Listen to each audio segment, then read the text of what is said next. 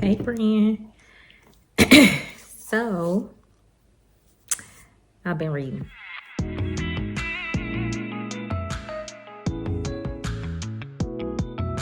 And in January, I read 13 books. I low-key been in like a reading slump. And then January, I was like, let's pick some stuff up. Let's knock these books out. And I think now the problem is, it's so hard to find a book. It's like everything is given meh. First was Let Us Descend by Jesmyn. It was boring. I hate to say that. I was bored, and I hate that I was bored because I love historical fiction. So I'm like, okay, an enslaved girl who is escaping and she's using like her ancestor to guide her to freedom. That's gonna be amazing. Yeah, it was kind of boring. I wasn't feeling it. So it got 3 stars. Then I read Fall by Tracy Clark. Oh my goodness. I gave Fall 5 stars. Fall is the second book in this series. It's about a Black woman police detective in Chicago. Fall, she in there, she set up, cool, everything happened. And so now she had a new case. Child. Now, I did figure out, who the killer was pretty quickly, but I don't care about that. I enjoyed the journey of her figuring out who the killer was, why they did these things, and like that was more important to me. Then I read Everyone's Thinking It by Aleema Omotoni. I believe I said that correctly. If I didn't, I apologize. I gave it 3.5 stars. It started out pretty slow. I was happy that I stuck around because I did get curious, like, who did it? So pretty much it's about 2 girls and their cousins, and so they go to this boarding school. And so one of them is a photographer, and like she has like this big project coming up where she can like get scholarships and all that stuff or whatever for university. And so pretty much like somebody steals her pictures and like puts all everybody's secrets out, and so everybody's blaming her, of course. And she like, why would I do that? The goal is to figure out who did that, who put everybody's business out, and why they putting people's business out. Like, y'all ain't got nothing else to do. Like, yeah, who did do it? Why did you do that? What is going on? And it's especially intriguing to me because they're the only 2 Black girls, pretty much. And so to find out why the white folks want to bother them, what's going on? You know what I mean? Like, what did they do? So I ended up giving it 3.5 stars. So that didn't cure me of my slump. So then I was like, you know what usually picks me up?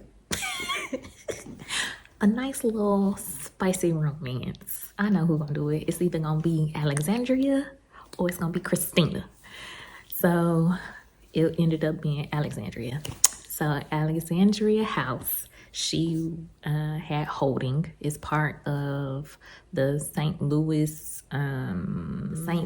Sire series, and it's a hockey. It's actually about Black men in hockey in love, which is a totally new endeavor for me because I don't think about hockey like at all, ever.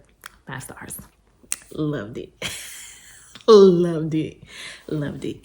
It was my favorite kind of romance trope, which is a second chance romance. Actually, I have both of my favorite tropes, which is enemies to lovers, which it started out when they were little, they were enemies to lovers, but then it ended up being like second chance romance, which is my favorite because I'm low-key a sucker for spinning the block and getting it right. Anyway, so it was cute and it was spicy and I love them, and it made me feel so good. Since I was in such a good mood, I picked a safety book. And that's my homeboy Percy Jackson. I love Percy Jackson. That's my guy, right? And of course I gave it 5 stars because like meeting back up with Percy and Annabeth and Grover and them, like, why wouldn't I? And it was really cute, and it's so funny reading Percy and Annabeth in this light because now they're in like a full relationship mode, but like teenage, young love relationship mode. And it's, the I love yous and the kisses, and it's like, oh, like, I remember when y'all was 12 and she was ready to stab your eyeballs out. Like, so it was refreshing to see them in this light, like watching them grow up. It's amazing. And plus, we've been watching the Percy Jackson series, of course. So this was right on time for me. So since I was floating and riding these high, then I said, okay. And I picked The Other Mistress by Shanora Williams. Now, my husband and I, we love a good Shanora Williams book, okay? We started out with The Wife Before, and it's another mystery. The Wife Before, I'll think of it. But we started out with those, right? And so diving into that universe, oh my God, we love it. The Other Mistress is about exactly what the title tells you. This lady then found out her man got not just this mistress, but another mistress. And so we're trying to figure out why. why you cheating on me and all this stuff. But it's so many unexpecteds. There did become a point in time reading it, like towards the end, like the back end of the middle, getting to the end of the book, where I was like, I think sis is a little and I was correct. But it was so exciting. It's one of those books that you be yelling at it like, girl, what is you saying? What are you doing? Why are we doing this? What is happening? Like, stand up. Stand up! Stand up! So, The Other Mistress, 5 stars. Love it. Then I got to Freshwater by Akwaeke Emezi. Akwaeke Emezi, I love her. My first Akwaeke Emezi book was You Made a Fool of Death with Your Beauty, and baby, I love that book. I know it has like mad mixed reviews, but as for me, I loved it. Then I read Freshwater, right? That was the book. I gave Freshwater 4 stars. I liked it a lot because it describes a mental health disorder in a different light, I guess. Like it's not so clinical.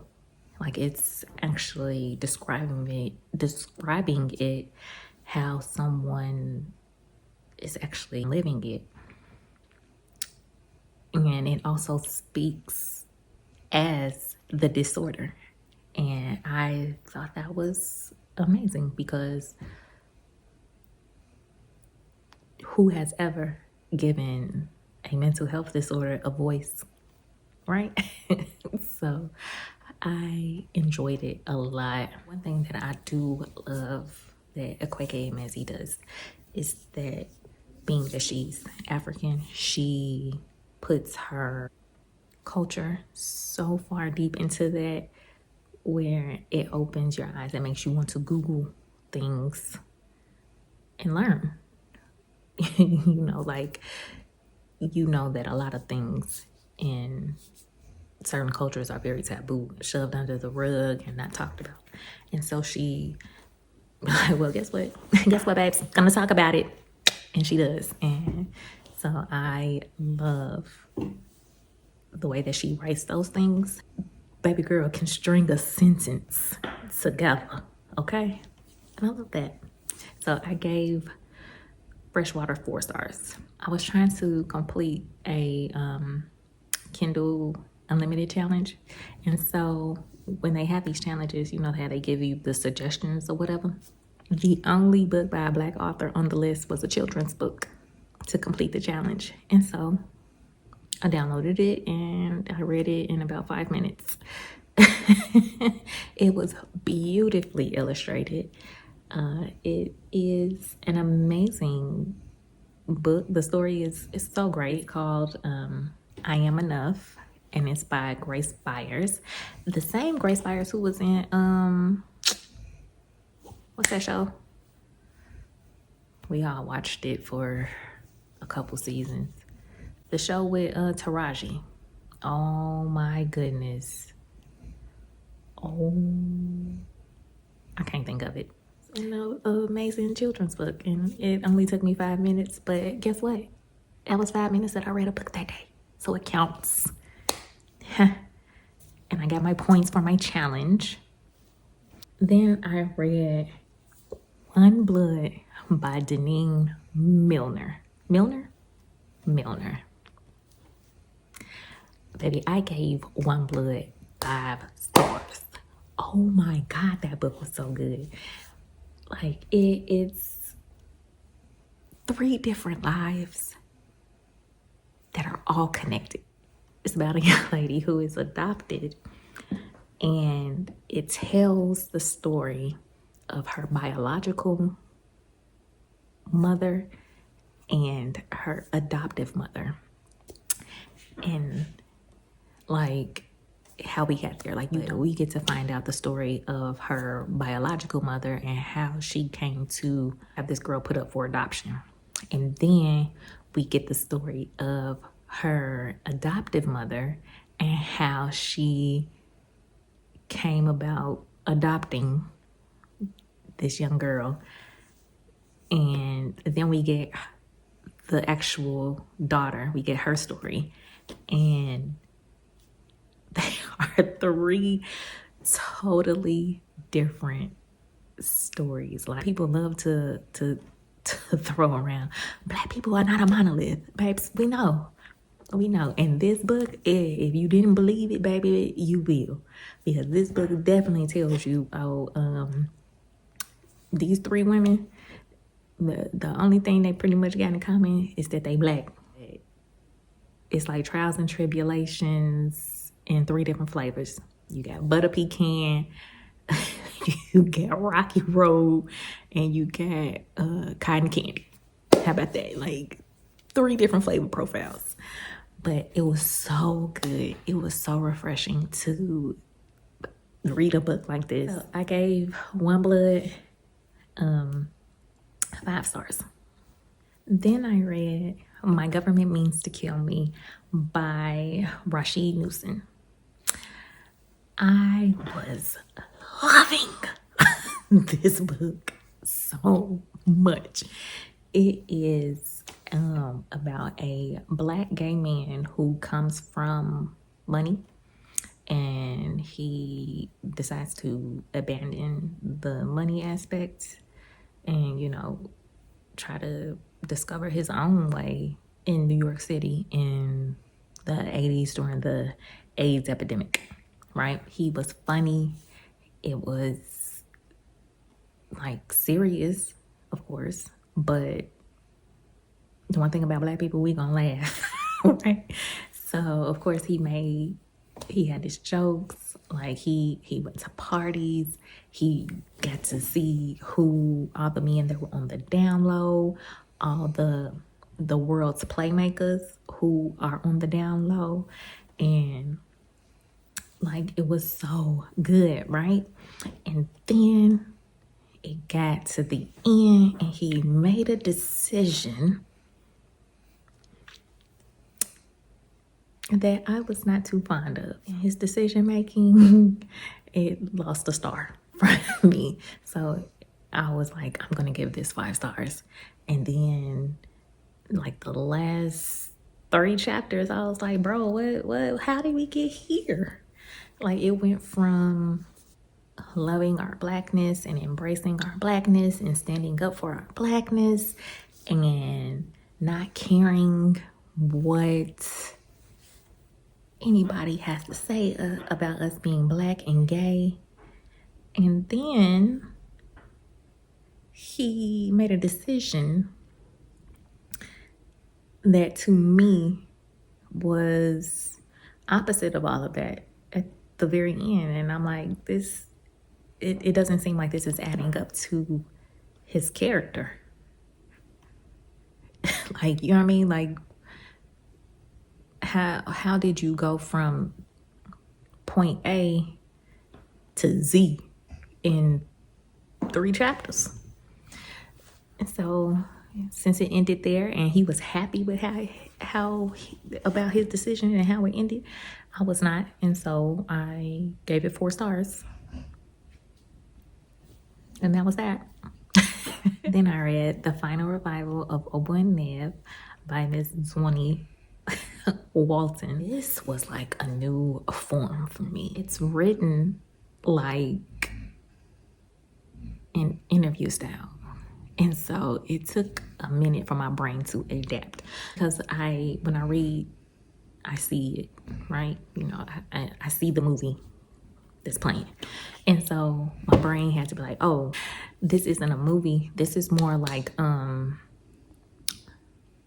VH1 behind the music. I don't know. Do y'all remember that? I don't know if am I dating myself? Oh my God. Yes, I'm now. Does that even still come on? I don't know. But it's like that. And so like some parts you get to like see the person who's actually the producer. You actually get to see where they're coming from or whatever, but it's written like VH1 behind the music. It was good. I gave it 4 stars. That last star, I just couldn't get there because there were elements of it that I was like I understand it's not real life. Right? But being that it was a novel and that you wrote it, you could have taken your novel and it could have ended anywhere you wanted it to end, right? But I think the reason why I gave it 4 stars is because this novel ended exactly how it would end in real life, which is sucky. Because you know sometimes real life can be sucky. Some people might be like, that's no reason to give it 4 stars. Well, you can do whatever you want. You can rate whatever you want to rate it. But for me, because I was so excited about like, okay, these are the things that's happening. Like things are clicking into place, and then she was like, yeah, we gonna make this real. So here you go. Like, dang.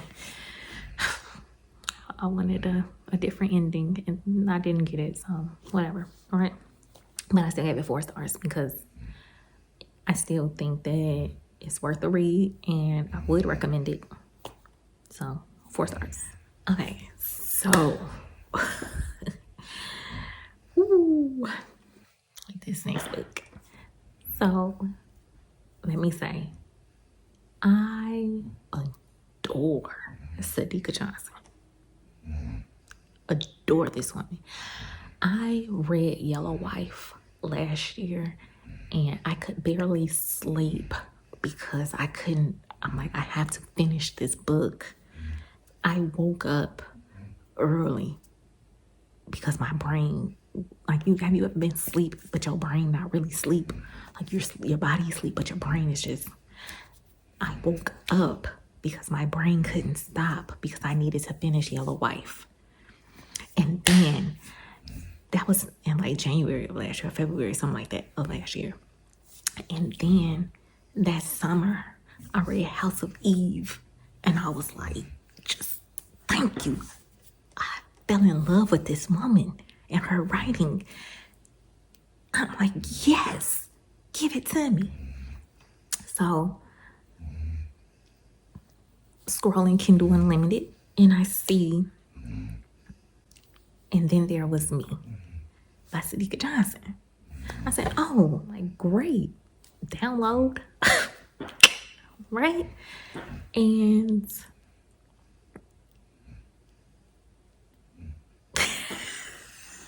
y'all, I gave it 3.5 stars. This book angered me so much. I just, like, girl, what? I understand that sometimes y'all write these books with the purpose of us not to like these people, because this is Earth, and there are so many people that we will meet that we don't like. So, not liking people in books, that's a reality, right? This lady, I wanted to be her friend at first, and then I was like, I don't like her at all. The lady's name is B. Okay? She is Black and Dominican. So she's an Afro-Latina. B is married to a white man that is Irish and Cuban. Okay? That's fine. Who cares? Right? I say this to you all because it's pertinent to the story. I'm going to tell you now, there's got to be some spoilers, because the level of anger that this book pushed out of me was crazy.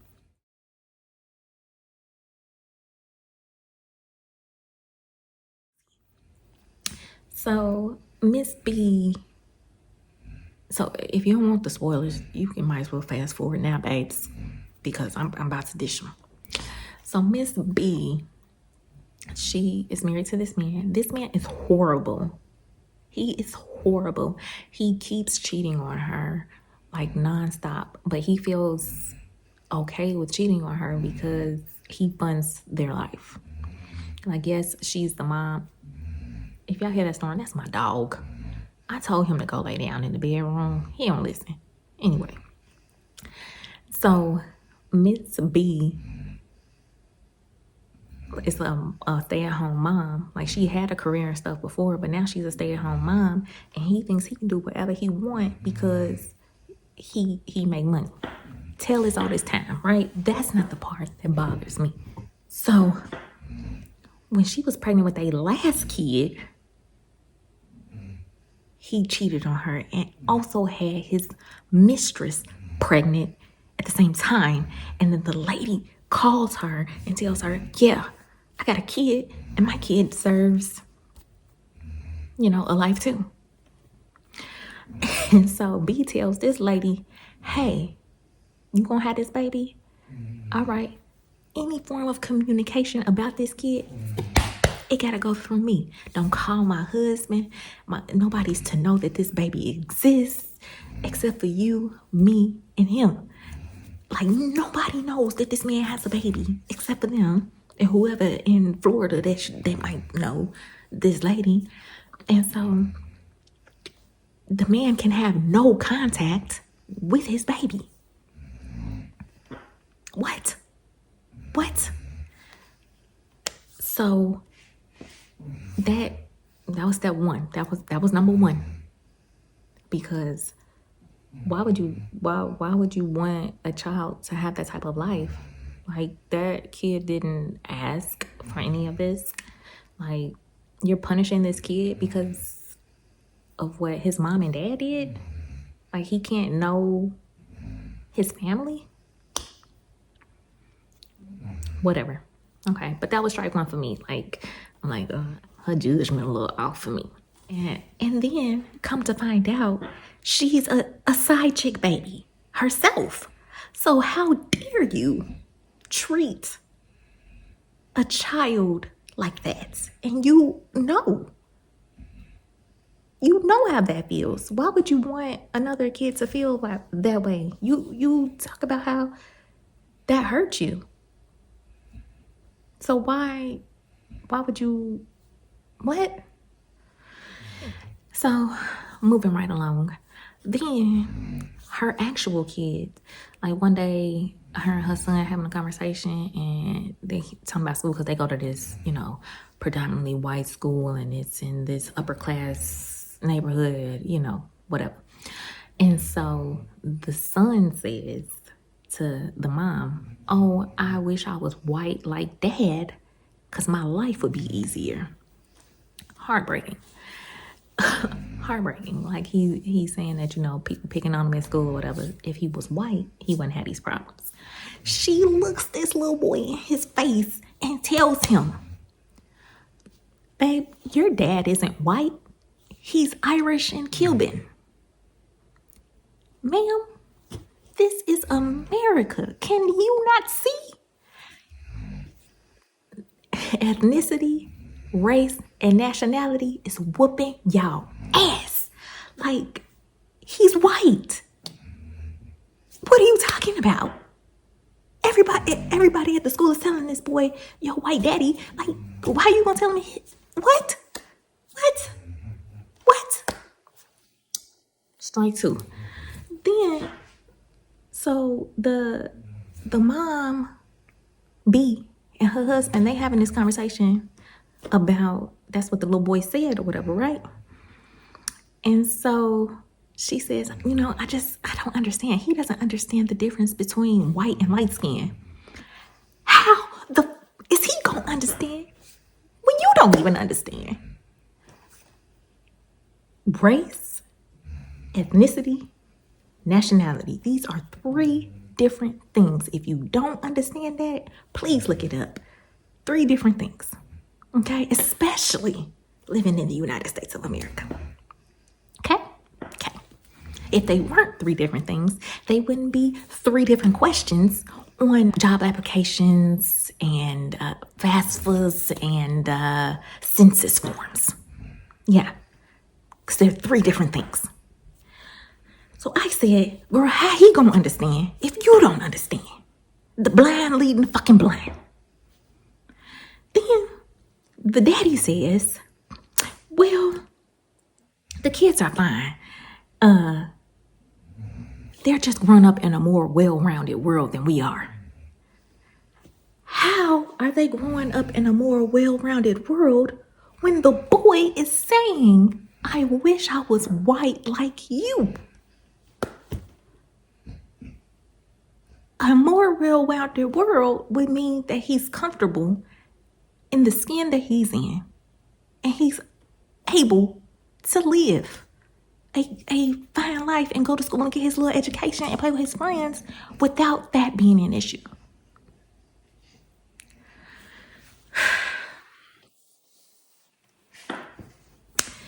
Then the book proceeds, and he continues to cheat, and he cheats with someone else, and I won't spoil the ending, but just when I think sis has gotten her marbles together, she doesn't. And I'm like, I can't do this. I can't like her. There's no redeeming qualities. Like, her story is sad. I feel for her in her little story. But B is, anyway, so I gave it 3.5 stars.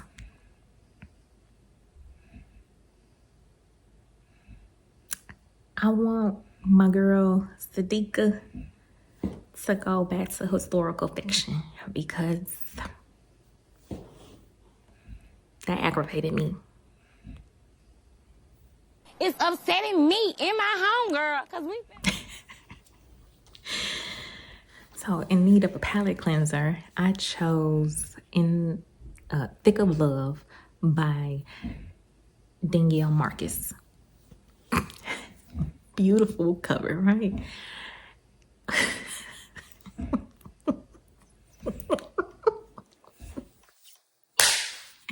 I kind of like separate my romances into hood love and suburban love.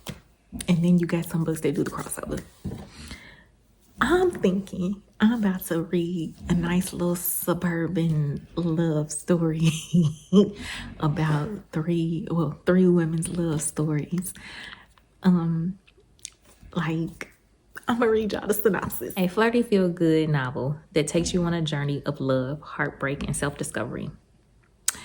Dallas once believed in forever love, but that was before her marriage had hit a dead end. When Trenton Smith walks into her life, he's ready to love her the way she deserves to be loved. Only Dallas's walls are up. In time, she will know if he is merely history on repeat or the kindred connection she's been praying for. Sasha wants nothing more than to have a baby with her fiancé, Hunt. After years of trying to conceive, she's finally concluded that a baby may not be in the cards for her.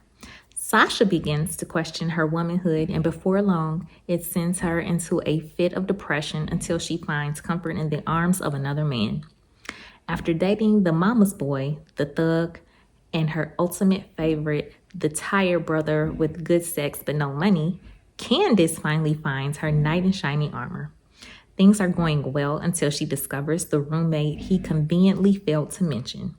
When Sasha's brother, Diego, decides to help mend her heart, Candace soon realizes that her soulmate may have been right up under her nose the entire time. I said, oh, okay. That's gonna be real cute. It's gonna be real cute. They gonna keep it classy, and it's gonna be my little, suburban love stories. No, babes. No, this is some hood ass shit. Okay, the cover will fool you. The baby daddy that won't stop coming around. The baby daddy who out here teaching the son craziness. The niggas is going to jail. Like, if all the hood book elements, babes, this is it. If that's your thing, it's in there. It is in there. Okay. I gave it 3.5 stars because it was a lot of crazy stuff going on. And y'all know sometimes these hood romance books, they be a little too for me. Like, I think what kind of like drive me is, people doing hood stuff at like IHOP.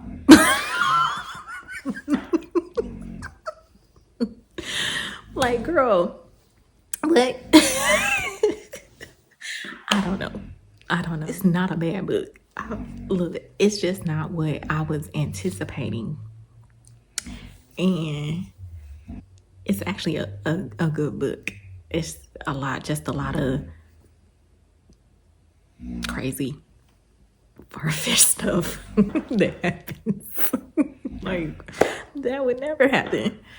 No. But I just want y'all to know that if you're looking for a suburban romance, the doctors and the lawyers who, fall in love and meet in elevators or things like that.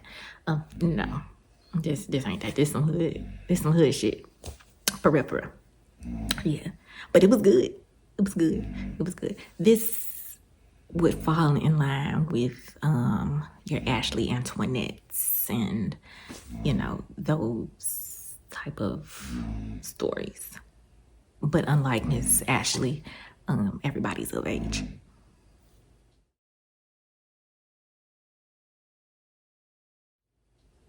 Anyway, so Yeah, and that was my final read of January. February has not started off very well. Today is the 6th, and I've read 3 books, and none of them have had more than 3 stars. So we'll talk about that next month. But anyway, this was my January wrap up. I hope y'all enjoyed it. I hope y'all come back and kick it with the kid. I like talking to y'all. I don't have nobody else to talk about with these books, because because my husband, I'm sure he be tired listening to me talk about stuff while he playing video games. So I'm gonna talk to y'all. Anyway, I hope y'all enjoyed your time with me. Don't forget to like, comment, and subscribe. Holla at a player.